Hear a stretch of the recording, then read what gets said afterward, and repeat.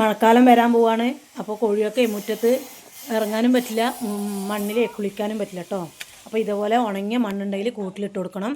പിന്നെ തനിച്ചായിട്ട് ഇട്ട് കൊടുക്കുക, അല്ല അടക്കപ്പൊടിയും മണ്ണും കൂടി ചേർത്തിട്ട് ഇട്ട് കൊടുത്താൽ മതി. മണ്ണിൽ കുളിച്ച് കഴിഞ്ഞാൽ സർസ് കുറഞ്ഞു കിട്ടും. പിന്നെ തൂവലിന് നല്ല ആരോഗ്യം ഉണ്ടാവും.